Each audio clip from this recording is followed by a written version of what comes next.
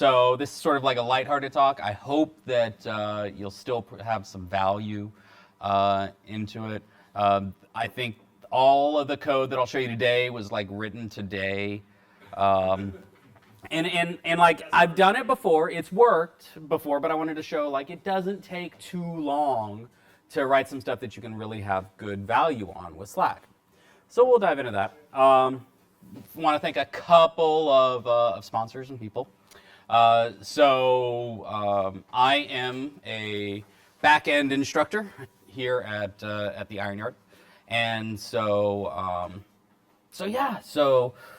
we do some really cool stuff. Next class is in February. If you're interested in that, let me know. Does back-end now include more than Rails? Well, it's the one we teach here is Rails back-end, but in other campuses there's others. So .NET, there's a Java one, Python. But we all basically, the back-end, build products and do data work, stuff like that. The pizza provided by Iron Yard as well, so huzzah, yay, thank you, Iron Yard. Other than that, we are all sorts of official in terms of video this time. So I'd like to thank Brian Ray for videoing this. If we'd give him a hand.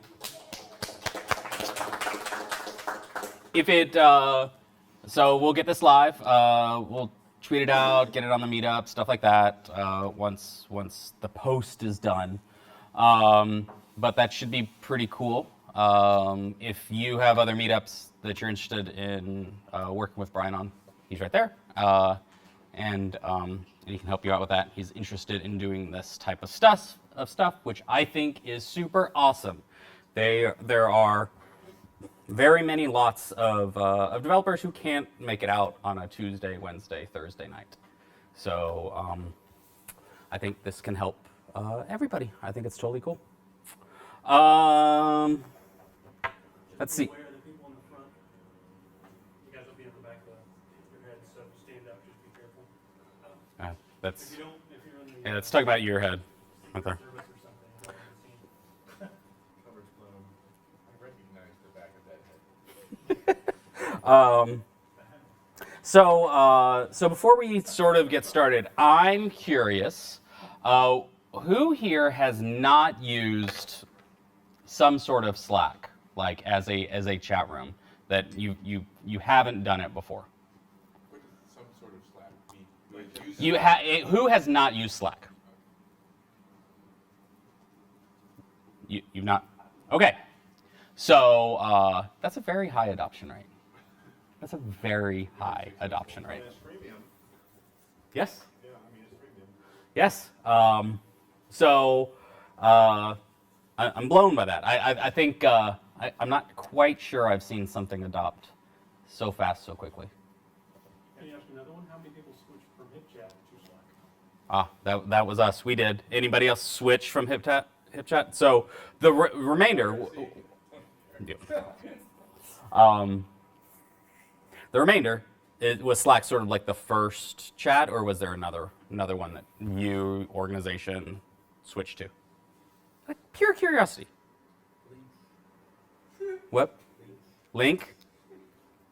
I convinced our company to switch to Slack. They also had Yammer too, right? Or have? Yeah, they don't make it for money. Just buy everything. Let's just do it 3 times. I'll tell you what, if somebody wants to write something and you want to continue on with this, what it's dying for is a good backup solution where you can suck everything down. It's all available to just a random person. You don't have to be the organizer or the owner of the channel. But I had searched for like a couple of hours and finally found this weird Java thing that you download, and it gives me all the text back, all the 10,000 that it saves, so you just do that every once in a while and you have a complete history. But even that didn't include the date stamps, which is sort of odd, because then it's hard to I agree. That is a little odd. merge the two together. But Yeah. if you did that, I'd use it.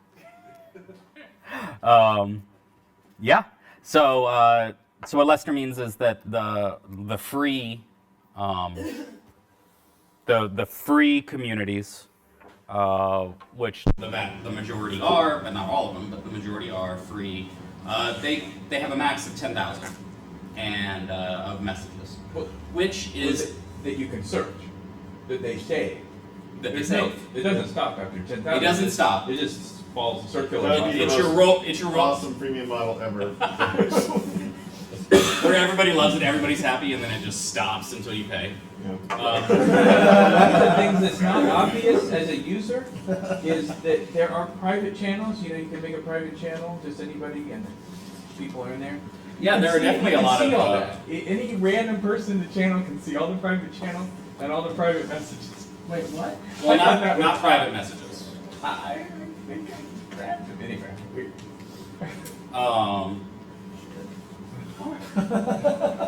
It's just very odd information. So cool. All right. With that,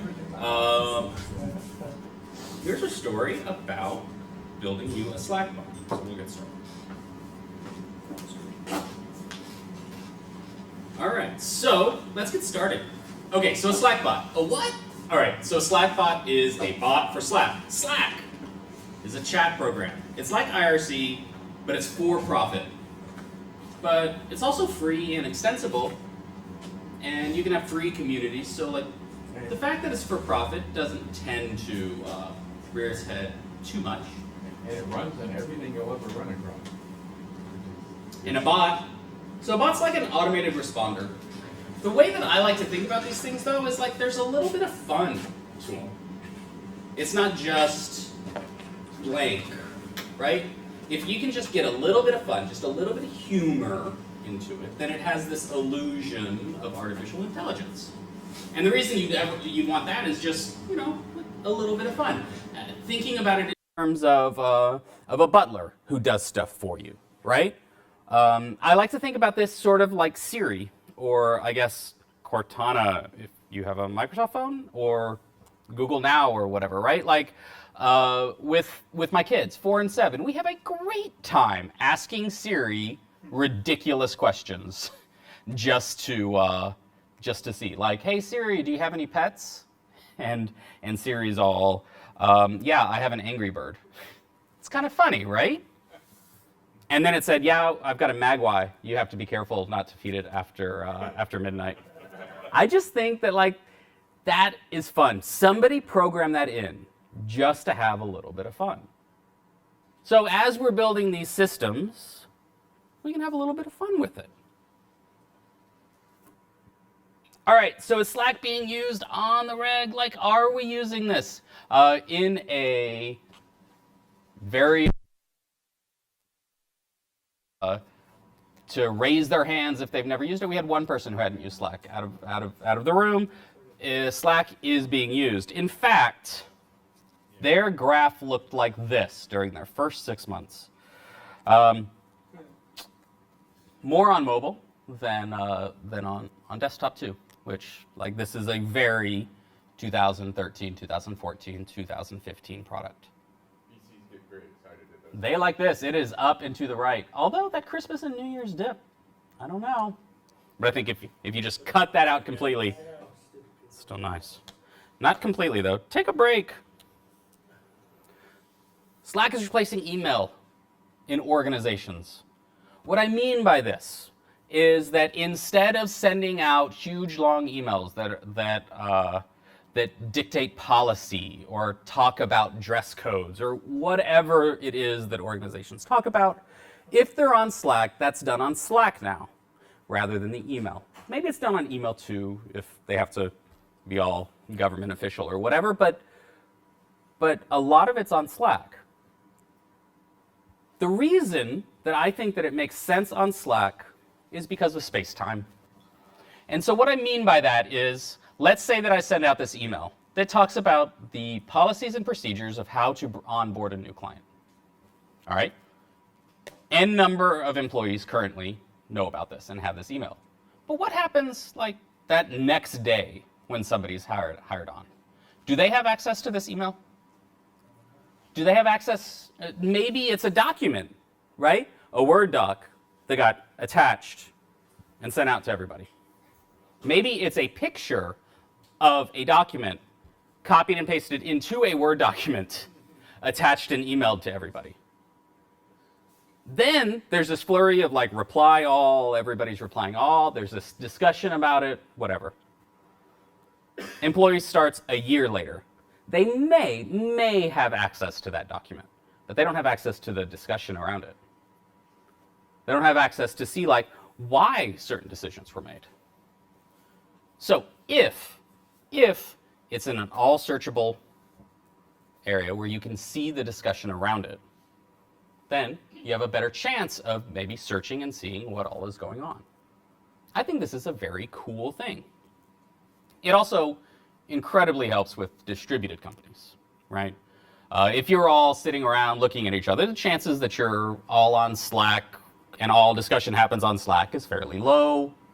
But with a distributed company, it's very high. Like Iron Yard, there's no more than like 6 people in any one city at any one time.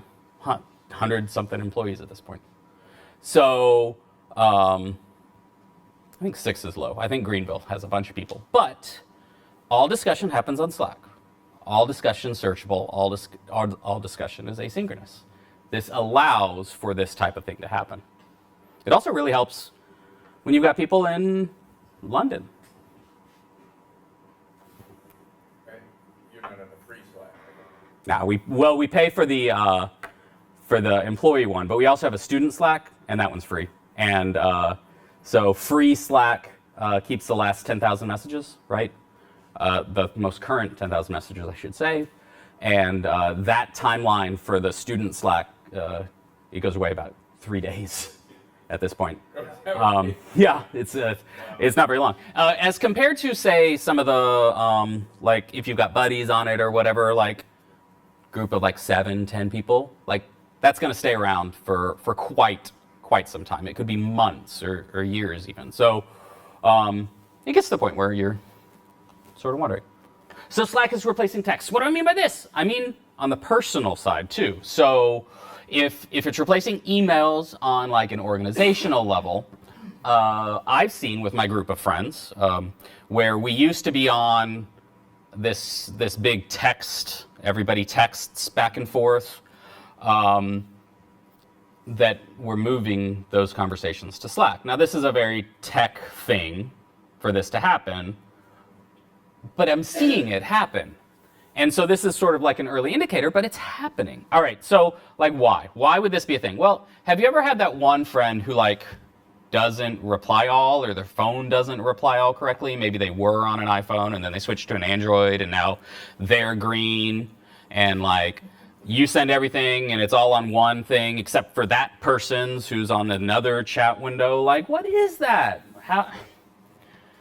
Apple locked it. Yes, Apple. But still, right? Okay, so everybody moves to Slack, all communication moves to Slack. I'm not saying it's a great thing in all respects, but it's sort of happening. Slack is 100% replacing IRC.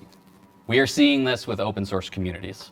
WordPress, React, a lot of places are moving their IRC to Slack at the moans, sorrows, cries of people everywhere, but it is happening.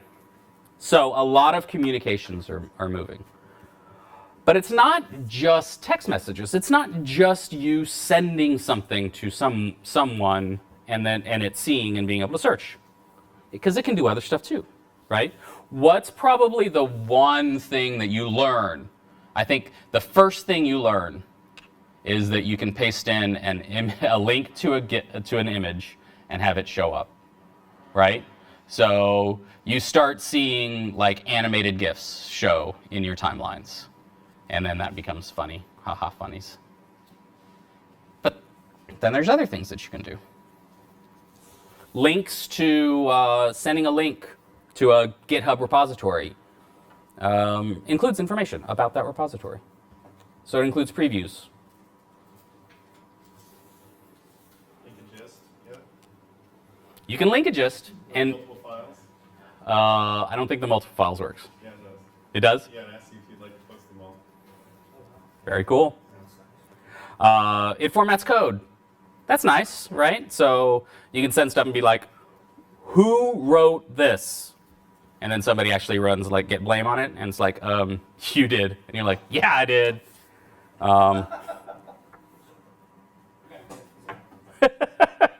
So Zapier.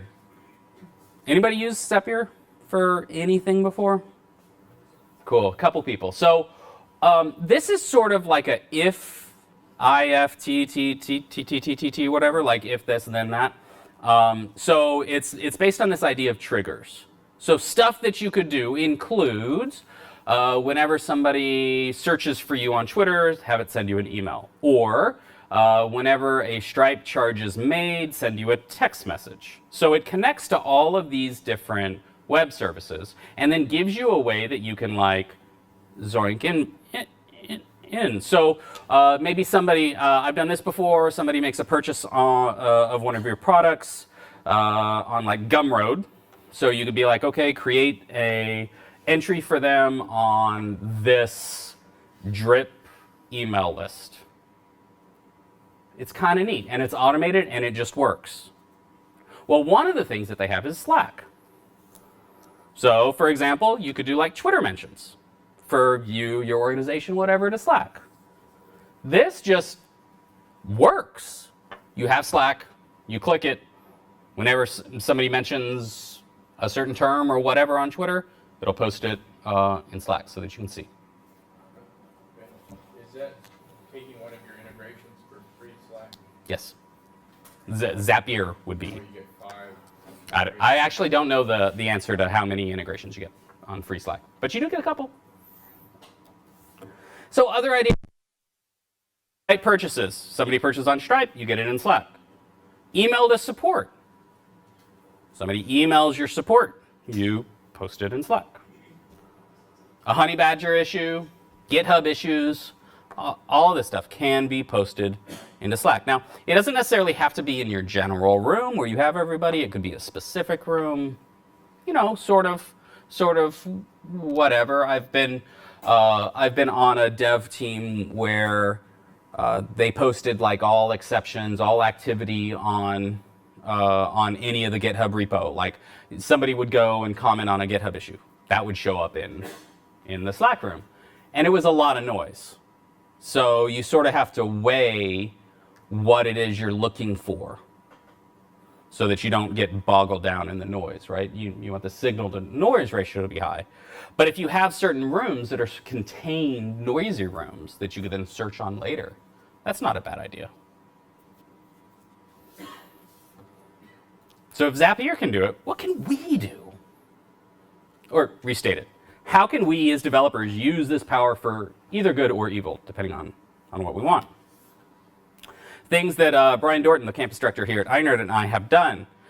We have on our Slack, we have a Slack bot where we get the current fantasy sports scores sent to us. We can check sports rankings of teams. We can connect to his barbecue track-eared little robot thing that throws up a little website, and we can get the current status of his brisket. Also, when one of our friends kept talking about how Scorebot was stupid, we now have it insult him, but not every time. Just we give it a 20% chance. So he posts something into Slack, and there's a 20% chance that it's going to insult him. and it's kind of fun. And because like it doesn't happen sometimes, but then other times it does. And I think he's caught on at this point, but he's like, what is going on? How is Slackbot doing this? So how does this magic work? Okay, so you got a program, and it sits and it watches Slack. And it parses every single message that gets sent in all the rooms that your bot is a member of, and it decides if it should reply. And in general, that's it for your like interaction type bots. You could also have, say, a Rails app that like posts stuff into Slack, into a message, creates a message for a specific room. But in terms of the bot that's responding, this is what happens. So what's cool about this is that it's not like go to Slack, give it a webhook URL, and start responding to events like Stripe or something. I find that difficult to get right. Instead, you have a consumer that's just constantly asking and you're reacting to events as they happen. I find this simple because you as the developer don't have to wait for stuff to post to you, you're actively listening. I find it an easier mental model for me, but for you, it's just, you say, when this happens, do this.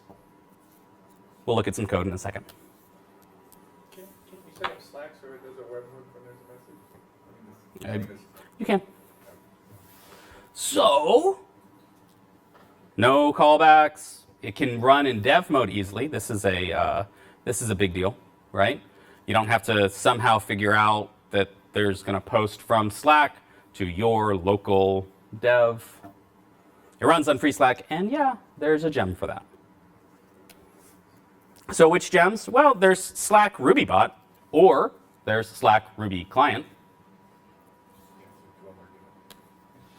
So what do we use? Well, we'll use the Slack RubyBot, which wraps around the Slack Ruby Client. So you're able to use...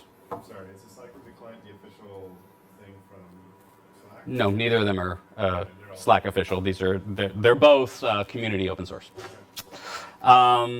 Slack Ruby Client is sort of low level.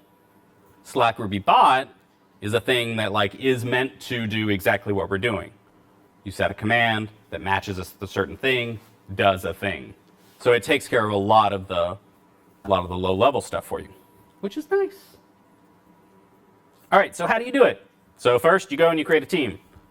After you create a team, you configure your integrations. You then choose a bot. I say here, Slack bot. Guess what? What the one name you actually can't use is? Well, it's Slack bot. So good documentation on my part. What this means is you press add, it'll be like, you can't do that because there is a Slack bot that hey, welcome, what's your name? It's not very cool. So you have to name it something else. We use RubyBot for this. Let's look at the code and stuff. I should have used vendor, you're right. Okay, so this is hi world. So I've said hi, and I say, hey, RubyBot, hi, and it replies back, hi. So I don't call this hello world, I call it hi world. Get it? All right, so what does that look like? It looks like this. Okay, so you require it. You've got a module for RubyBot. It's got a class of an app. You don't have to do anything to that other than that. And then you create classes that inherit from Slack RubyBot commands base. So for every command that you want to do, you'll create a class that has that inside has either one or two things, a command or a match. Command is generally what you want. So the command is hi. So if you ever say hi, then you can reply back. You can say client.message text hi on the channel. So this is the absolute sort of easiest thing. You run this. It's going to connect to Slack integration. It's going to watch for everything. If ever you say at RubyBot hi, it'll reply with hi. That's what goes on here. So I say at RubyBot hi, and it says hi.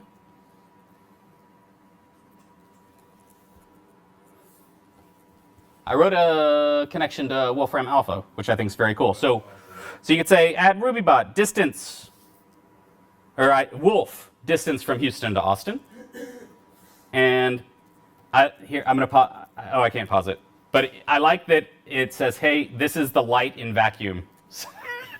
That's one of the units that it's going to give you. It actually does do 146.6 miles or whatever, which is, I'm guessing, about right. So then I'm like, tell me a math joke. And it says, what is lavender in commutes? And I don't know. I'm not smart enough to understand that one. We can go and we can look at some other stuff that it does. But you can be like, Wolf, population of Seattle. and it tells it to you, the rank. There's so many things that you can do with it. It's crazy.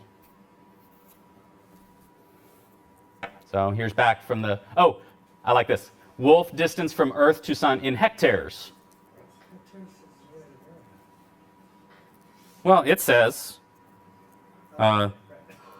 astronomical units and hectares are not compatible. You're about to get mad at this. That is not an appropriate thing. It knows it's not an appropriate thing.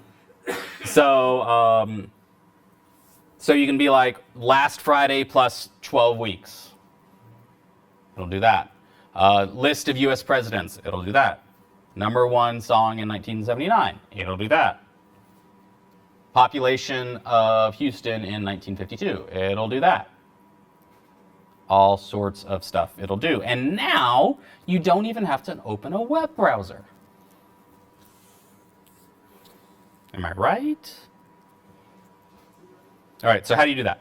Well, I said that I sort of did it, but I'm just like a connector with this. I'm just taking little gems and bringing them in and giving an interface. So there's a Wolfram gem that did most of the hard work. And I just said, all right, so there's a command called wolf. And when that comes in, I want to get the match of the expression. So remember I said at RubyBot, wolf, distance from Earth to Sun in hectares.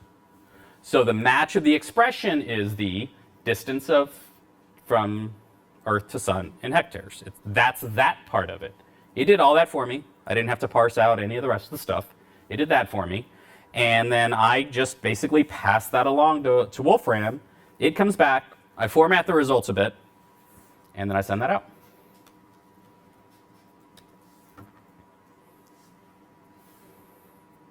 So here I said, image me, Dorton. And it goes and it found a picture of Brian Dorton. Okay, so this is all about like scraping sites. Because I think that this is interesting too. This is sort of like it opens up a lot of things. Okay, so what I was thinking with this one is like, Ironheart has a bunch of employees at this point. So I don't know most of them. And so if I wanted to see like what they were, I could just ask like, hey, what is it? And it would open up the Ironheart team page, search for something that matches that person, and show me the picture associated with it. Kind of neat, right? So this could be like anything. I actually wanted this to be like search Google's API, but Google hates APIs. Search DuckDuckGo's API, and they can't do that either. And so then I was like, all right, I'm out. I'll just search the Ironheart team page just to show that. This works fairly well too, but this opens the door for many things, scraping things like this, because if you use the mechanized gem, then you can drive something that goes and logs in and sees on a page. So you can tell it to log in to somewhere, click, click, click, search, do, and then get your results back out. So that sort of looks like this, where I've got a command image me, and it uses mechanize, and it gets the Ironheart about team. It searches for all bio H2s where the tag matches the expression, gets out the text of that tag and the parent image source, and then outputs two things to the channel, the name and the source. So that's how we see, oops, that's how we end up seeing image me, Dorton, Brian Dorton with the image, and there it shows up. But the only two things that actually got sent to this page are like the name and the image as two separate like post. So it didn't have to download the image and do that sort of stuff. It just worked, right? You're just getting text, displaying text. It's the Slack client that does the hard work of seeing if it's an image and making it clickable, or seeing if it's an image and showing the image. The scraping of the sites is how we got the fantasy scores, how we got the rankings of teams, how we connected to his barbecue site and downloaded the current temperature of the brisket. This can do a lot. So insults are funny, it's true. So if I say RubyBot insult JMart, it would be like, hey JMart, thou art a puny sheep-bitten, oh, I missed it, wat tail. And I am a reeky half-face horn beast. Where are you getting the library of Quandary Factory. So, like, you could get this from anywhere, right? I sort of was looking for, like Harry Potter themed insults, but I couldn't find, like, a really good one that didn't give away a lot of spoilers. So, a good DC opportunity? yes.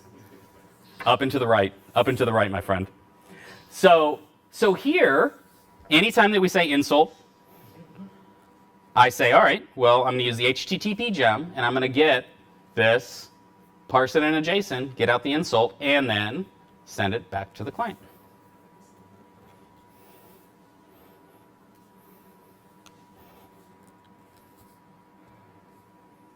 This I like. So, taking a screenshot of a page is a little bit interesting to do from a program perspective, because it's got to download the CSS, it's got to download the JavaScript, it's got to do a bunch of stuff, and so there are some things that make this easier. Most of them are built on like Phantom or something like that. So there's a gem called ScreenCap that uses Phantom. So you give it a URL, it goes, and it can take a screenshot of it, how it appears in the browser.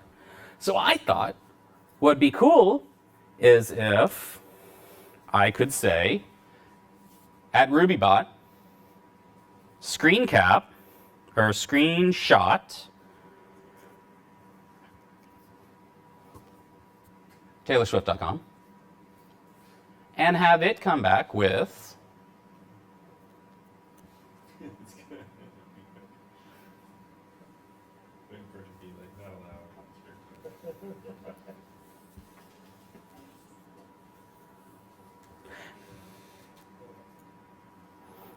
or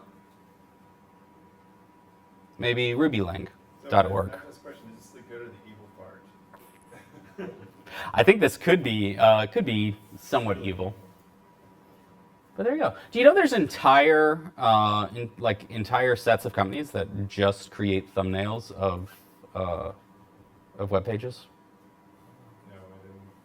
That's all they do. There's several services that'll just email you or record what your homepage or some page looks like every day. Yeah. So you can remind yourself what it looked like back then, or if you're doing any changes. Seems like that's something we could write ourselves. All right, now this one is a little bit difficult, but all right. So what this does is, if I say, hey, RubyBot, screenshot me, we'll call this the URL. The URL actually comes in brackets. So I said at RubyBot screenshot TaylorSwift.com. It would be bracket http://TaylorSwift.com end bracket. So I wanted to remove those brackets. This is a regular expression, which does so. So, assuming that you did that, that's probably the hardest part about any of this. Match expression, you're just telling me you're about to do regex. Yeah, match. I gave it the regex, which says, But the match expression thing, what is that oh, match expression is the text after the command. for? Okay. And we see that on like other commands too, like insult JMart. So JMart would be the expression. It's effectively a tail. Yeah, it's the tail. So I said, all right, if the URL exists, then go ahead and screencap fetcher, give it the URL, get the screencast object, then let's, because that'll give me a local screenshot, which is all fine and good, but I want it in Slack, right? So then we'll use the imgur to upload it and get out the image link and have that be what is actually posted into the channel. Okay, so I'm telling Slack to screenshot me a page. It's firing up Phantom.js, giving me a thing, getting that screenshot into a file, sending that off to IMGUR, getting back the URL, pasting that into Slack. Slack then goes in and download and gets that image, displays it in here. Rube would be proud. What? Rube would be proud. And then we just say, hey, that isn't a URL, no, yo, if it's not a URL. Can we see one of those? Yeah. Let's see, failure. I can show you a failure. Only 8 slides. I think I've got one on my phone that's not on here.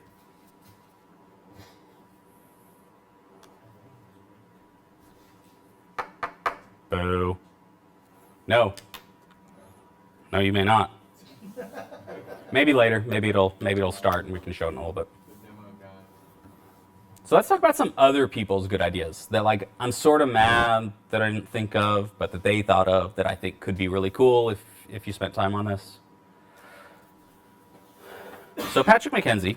Oh, that's awesome. So he implemented one called Health Check. And so it then goes out and checks all of the systems. So what's so cool about this is somebody was like, I really want to be able to see the health of my systems, right? All of my services. And so you could set up like all of this monitoring and stuff like that like sends you stuff and like all that's important, but what if you could just like with a command do it? And so it's like, well, I could do it in Ruby. I could write a thing and then it's like, oh, you know what else I could do? I could just have a /health check which monitors for that and then goes out and does all the stuff, comes back, posts in your room. I think this is so cool. If you had like more than 2-3 services, why not? Why not write this? Admin Slack instead of admin pages. So, same guy, right? Patrick said, what if instead of like writing yet another admin page to show stuff, change stuff, you'd have it be Slack commands? I think this is cool too.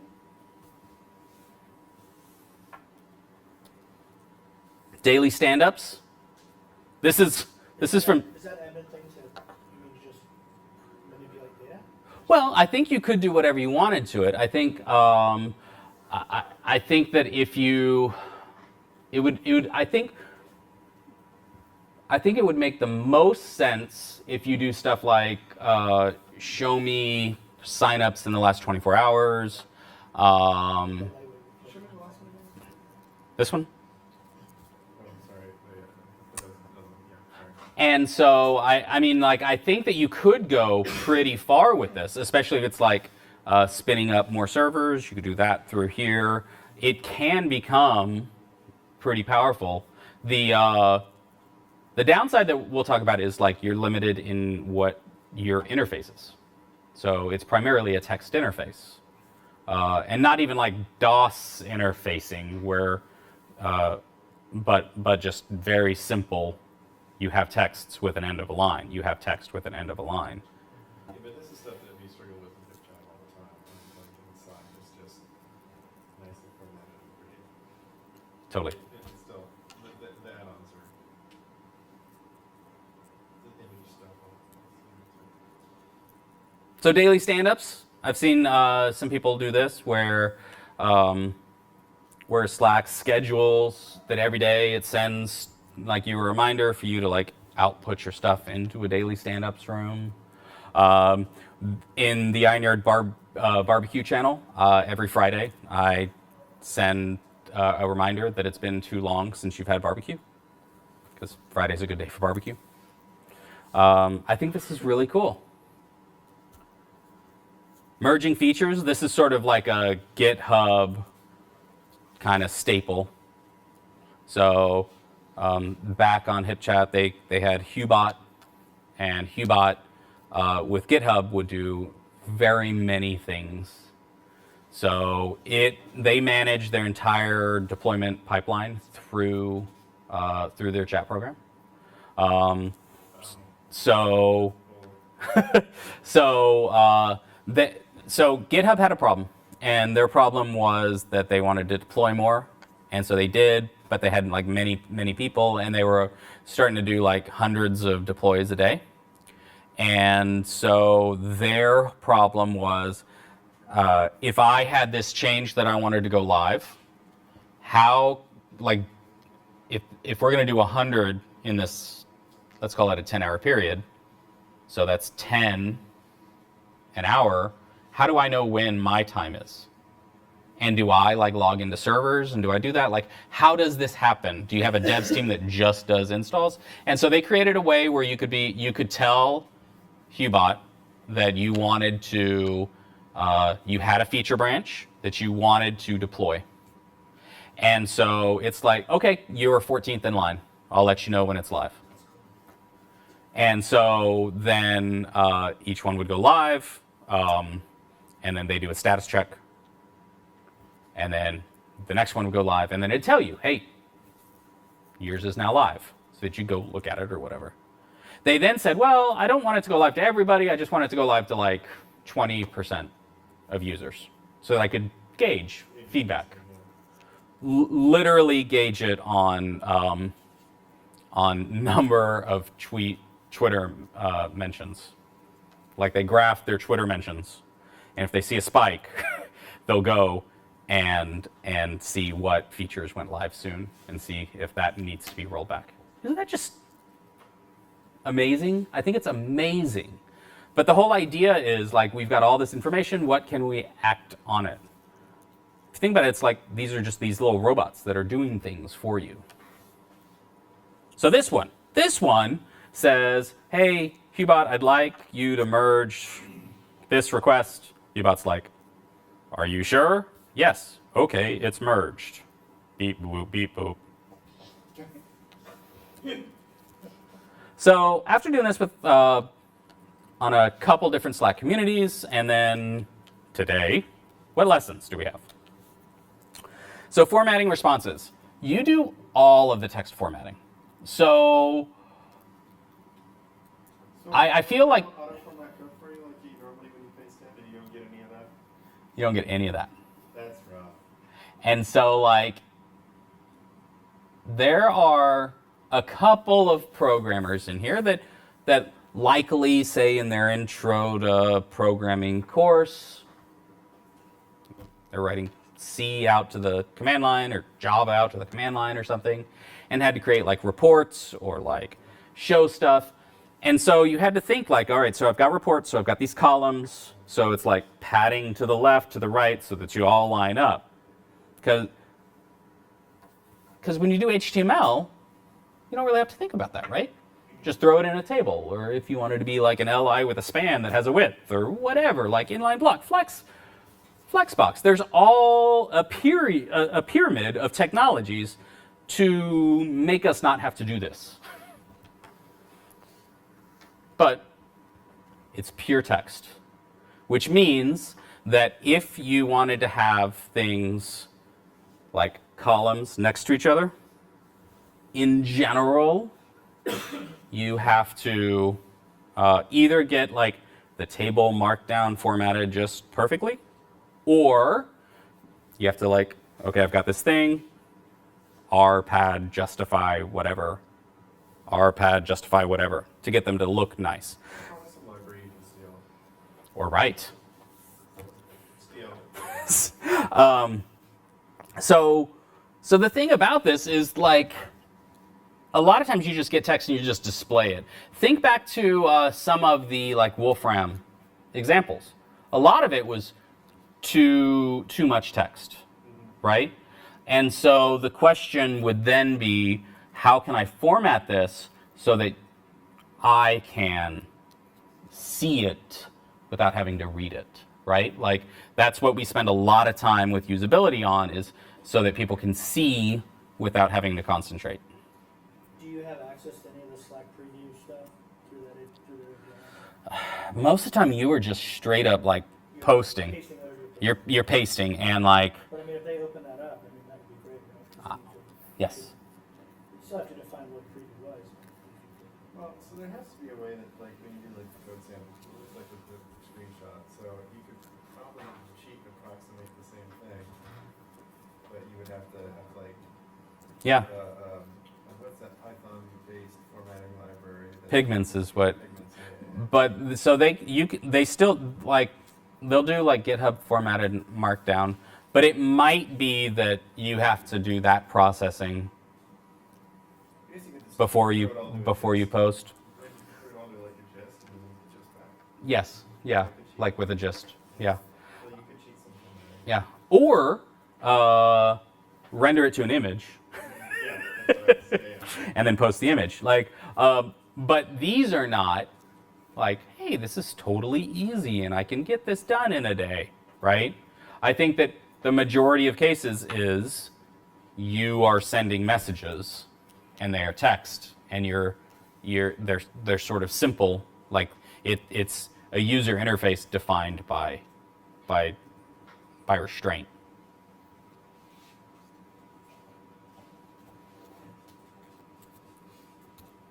So other people's code, like APIs and web pages, were likely not thought of as needing to help you out. They were just created by somebody so that they could move on to their next story. Now, there are developer APIs that are likely set up so that you can have some fun with them. On the flip side are like government APIs, which like could be terrible, could be not working at all. And so a lot of the time that you're going to spend if you try and like scrape and integrate is reverse engineering what it looks like right now. And like this is not unique to the Slack thing. This is you writing a program that goes out and fetches data based on some HTML where you may literally be like, find the fourth LI and then find the fifth span tag, and that's what I want. Sounds very robust. Yeah, it would never change. So that works. You've got a lot of explaining to do, right? The Slack actually has like RSpec matchers, so you could be like write stuff that tests stuff.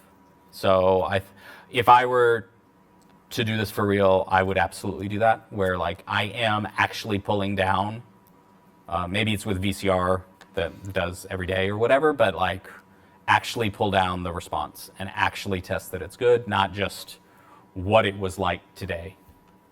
Because you want to know when something starts to break. All right, so let's say you want to play with like this RubyBot code.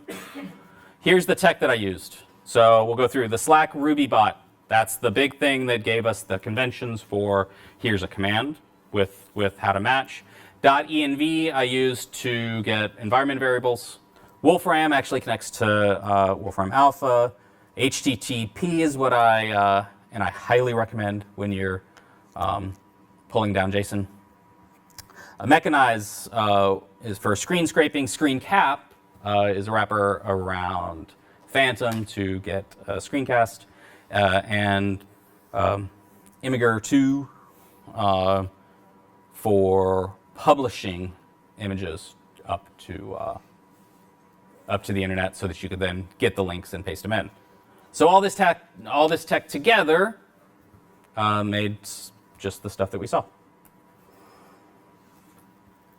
So the code is here, JWO/RubyBot. You have an API key. You do? You have to have an API key. So, That's where the image is coming in. yeah. So I include a env sample. Links for image. Oh, you know why? Because it just includes it. That's the only reason that it works. Because the source code just has it included. But yeah, so you need a Slack API token, Wolfram app, image error. But I've got on here all the stuff if you wanted to see them. So let's see if this decided to work. All right. So if I said, hey, RubyBot, you wanted to see a failure for the screenshot, YOLO. YOLO is in a URL. Yo. Space. Space. It should have a space. That's embarrassing. This whole thing is no good anymore. Everything you said to me was, Can't format error messages correctly. Get out of here. So where's your picture inside Iron Guard? Oh, yeah, we can do that. So if I ask for RubyBot to image me, Right now, a hacker is working furiously up to or so if I ask Wolfram, signers at Declaration of Independence. Oh, Dun, dun, dun. it did. I actually think that this is a problem with the wolf. Grammar person. Yeah, not with the gem itself. I've had some problems with this. Stories. signers of. Signers of. All right. They're better grammar. Can't format error Try messages. writing. Let's actually do, I want to make sure it works, all right? So distance from Austin to Houston. Try duck, duck, Yeah. Okay, all right. So yeah, so I think it was just yelling about my grammar. Signers of.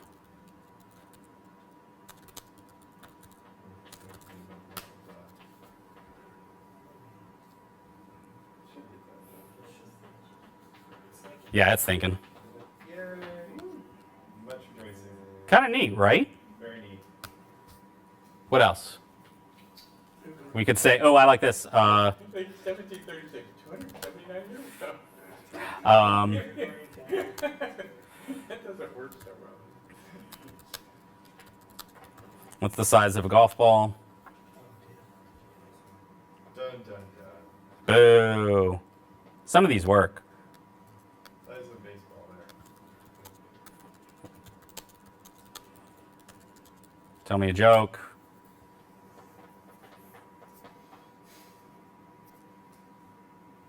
By high and by again. Get it? Does it have a directory? You say like RubyBot? Oh, you want to see like examples? You'd have to go to the. You code the. You code that. No, I don't mean Wolfram. I mean RubyBot. All of them. Oh, like what are it things? I think I have to make that happen somehow. I think at RubyBot. What? Yeah, I don't know. So it defaults to going to. I bet this is in like the about or something, and I totally didn't overwrite it. It's kind of neat. Was it? Yeah, I guess that is imaginary. He can't afford a real phone. So here's examples. All of these different things that you have access to do.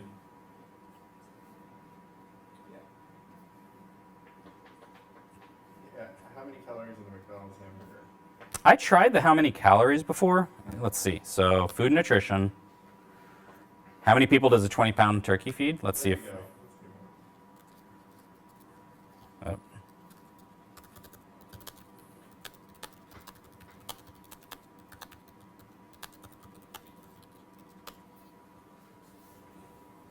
How many turkey did you have? I had a 16-pound turkey. Let's see. So the 20-pound turkey. It says it feeds 20 adults. Not Texas adults. Can you scroll up a little bit? It said something about a spherical, no, down. Using the heat equation for a spherical turkey.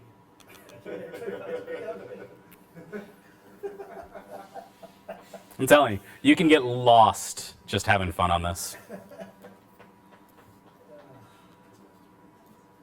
And what Slack channel is that? Oh, this is just general of Slackbot. I created a I created one just to show this off. I think I showed everything except for screenshot. So screencast, I don't know, Apple or something. This actually, oh, it's not. Oh yeah, and it gets ornery if you use the wrong thing. I don't feel like that's appropriate. Oh, he's stuck? Yeah, they're having to cut him out. I guess it's screenshot. That was bad day. You actually want that recorded. Yeah. Ask your grandchildren. Cut me out of this. So this actually takes a fair amount of time. In That's exciting, Apple. oh, there we go. Kind of neat, right? Yeah, really cool. So yeah, that's really all I have. The this code is live. I think play around with it. I think that like the hardest part is figuring out sort of what to do. The actual mechanics of making it happen are fairly well defined. Are there any questions? Have you ever tried to make an active record translator to use Slack as a backend? No, I have not. I have not tried to do that. Although I have tried to have it query like The messages. or whatever search, and it really works best as a API, not connecting directly on Postgres. But you could connect to an API, have it bring back results, display them. Are you allowed to make money on the free Slack? I don't have any idea if you can make money on the free Slack or not. I wonder if anybody's doing interesting things that people pay for to get in that channel. Oh, I'm sure there are people doing interesting things, but most of them involve. Cool. Well, interesting enough to pay for it. I'm sure that there's somebody to pay for it. Well, I hope you enjoyed this, and Very good.